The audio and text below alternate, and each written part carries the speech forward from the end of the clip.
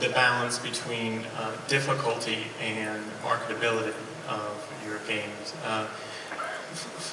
A lot of the games that you mentioned earlier that were your favorites, and for me also, were games that were very difficult, and they operated in a realm where there wasn't a lot of other options. If you didn't want to play EverQuest, there was other options, but I mean really EverQuest was the elephant in the room. And I guess now there's a lot of other players, and I wonder how you deal with the marketability of your game while not compromising and making it, you know, like adding an E in the MMORPG, massively easy multiplayer. You know, and I see a lot of games now that have no basic learning curve, and it's just like push one key to level once, push the other key to level twice. And I guess I just want to hear some of your thoughts on how you're combating that, because, you know, I think it's important that these games have longevity and that they're meaningful to people, and I don't see how they can be if they're really easy. Yeah, we'll start with Matt down here. Well, I mean, in our game is all about PvP. So it inherently, the difficulty curve is based on the competitive nature of the game. You're playing against other people. Some of them are going to be really good, and it's going to be really hard for you to fight against them. But then you're going to get better by playing the game. It's not like there's a lot of crazy interface you need to learn, or how does this convoluted game system work. You know, there's more to something being hard to learn than just how complicated it is. A lot of it is really simple stuff, but it's hard to learn because you have to get the muscle memory right. If I'm firing a gun, what's my tapping rate to make sure that I'm not getting any drift on my shots, you know?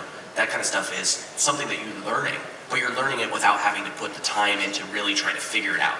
You know what I mean? Does that make sense? And I think that that's the way that if you're making a great game, it's something that you don't even realize you're learning how to get better at it. You're just getting better at it because, you know, the game is fun, it's teaching you things as you're playing it, and I think most really great games throughout history kind of operate that way. You get better because you're playing against other people, or you get better because you're playing it enough that it's just becoming something you can do. I mean, Kurt probably threw a lot of baseballs before he got really good at throwing baseballs, and that, you know, that's part of how you can make games be difficult but not be complicated. Yeah, I think in terms of MMORPGs, personally, I hope it's an area which will change over the next few years. I mean, World of Warcraft had a huge effect on our genre. It increased the accessibility of the genre and introduced a whole generation of new players to MMOs. And I think for the last 4 or 5 years, it's been safe to say the industry didn't quite know where to place itself on the kind of scale between accessibility and challenge. And a lot of games have struggled with that kind of discussion of, you know, we want 12 million players against, well, we want to make really interesting systems that aren't necessarily as accessible as something that's going to get 12 million players. And personally, I think we'll end up seeing an MMO space that will fragment a little. And I really hope that we see more kind of mid-range development games. You know, right now the MMOs that come out, they tend to be very expensive, larger scale games that are costing tens of millions of dollars. And hopefully, I think as we move forward, I think James mentioned earlier, as our platforms get better and we have the technology pre-built and the infrastructure, we're going to be able to produce MMOs for less money as well, and on shorter development cycles, which means that we should, hopefully, be able to innovate more and experiment more. I mean that we can take, you know, a smaller risk and make this game that might be a bit more niche and a bit more hardcore. You know, I think all of us here on the panel would love to make games that challenged us and inspired us in the same way that the original games kind of inspired us to be here. But likewise, you know, on the other hand side of the coin, I think there'll be people who will be here in 10 years' time in our place who were inspired by World of Warcraft. So it's not necessarily a bad thing, and I think you'll see both the big blockbuster $200 million games that will be aiming for accessibility and the small $5 million games that might be aiming for more niche, hardcore type of audiences. Yeah, I think the line between challenging and frustrating is very thin, and that's, you know, the best designers are able to walk that line and, you know, understand when to, you know, push and when to pull. But I think in general, like, there's, you know, something we're doing is we're going to be front loading, you know, our game with a very challenging instance at the beginning, and then kind of taking it away. So it's almost a cue from a lot of the single player games. You see, God of War kind of go through this. You're climbing Mount Olympus, you're fighting Zeus, you're the biggest badass in the world, he kicks your ass, throws you off, and you start back at the beginning, and then you can gradually learn back up. But you kind of got a taste of what the challenge is and how difficult it is. And so that's one way we're trying to show where we're at, but also still have the accessibility and learning curve, for the more casual player to kind of get hooked on what makes your game so great. So to me, I mean, these games are just so big that they're both easy and difficult. You find your own place in them, you find your own difficulty. I've said it in the last question, I'm going to say it again. Like, the only thing that matters is if the game is fun. We keep talking about all these other things, but at the end of the day, I log into our game, I log into games because I want to play them, not because of any other reason. So even if it's easy but I'm having fun, it doesn't really matter. And if it's hard and I'm having fun, it doesn't matter either. The most important thing is those challenges are going to be found with a game this big anywhere. So just make sure that the players are enjoying themselves and they're going to keep playing. So one of the things I find is a good way to design for that is you need to have the ability for players to play through your entire game and not be the greatest player ever. So you have to give them that path. But you have to encourage them to try out the more difficult content. And a lot of MMOs have that more difficult content, the dungeons that require more team play. And so what you do in the design is you try to encourage players to group up, to start doing some group content that's a little more difficult and requires some organization. And then, by the time they reach the end game and you have some of your most difficult content, your raids, those are the things that kind of challenge them the most. Though it would be cool if someone, maybe developed a Demon Souls, and that would be crazy. Yeah. I don't think I'd be able to play that, though. I'm not hardcore enough. That would be sweet. Yeah, me either. But I'm sorry, our game's very similar to Matt's, where the challenge really comes into the muscle memory, but we also have the AI, and the challenge is certainly there on both sides. But our goal is, like you said, encourage grouping, but not force grouping.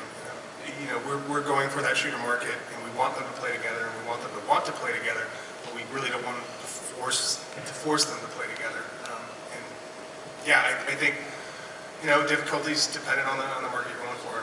We're going for much more accessible.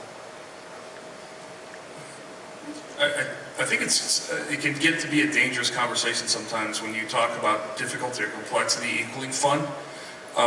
It's a conversation. So, I heard the thinly veiled undertone to your question was, I played EverQuest and I was really a tough guy, and you played WoW and you were a sissy. Which is, that was where I was for that. I put off playing Warcraft for years because it was Care Bear. It was way too easy.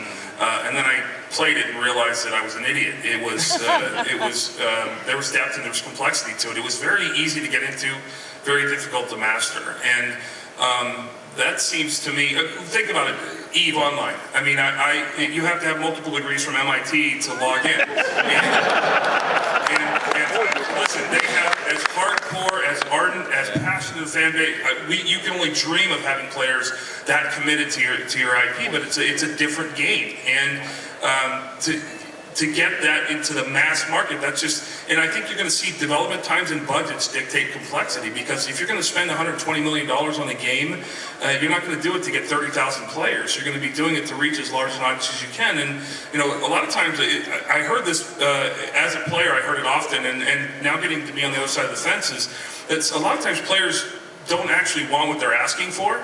I participate in Fires of Heaven and post and talk to some of the most jaded human beings on the planet on that forum, and they're all trying for the Permadeath days and the 4-hour corpse runs, which were fun.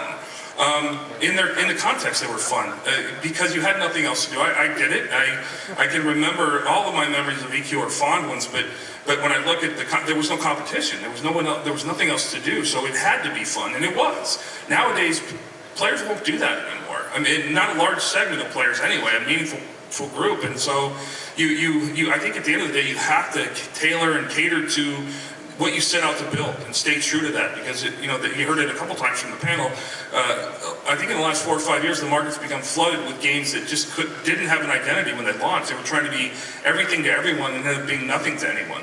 So I think You know, the complexity thing is it gets back to what I said earlier. You guys are going to tell us. You guys are going to tell us, and you're going to vote with your time and your dollars, and they're as equally valuable, I think, to us now as they've ever been. I mean, we're fighting each other for your time. It's only 24 hours in a day. You've proven you'll spend money on games you love to play, but you've only got 24 hours in a day, and that's ultimately the biggest vote you can cast to the games that you play.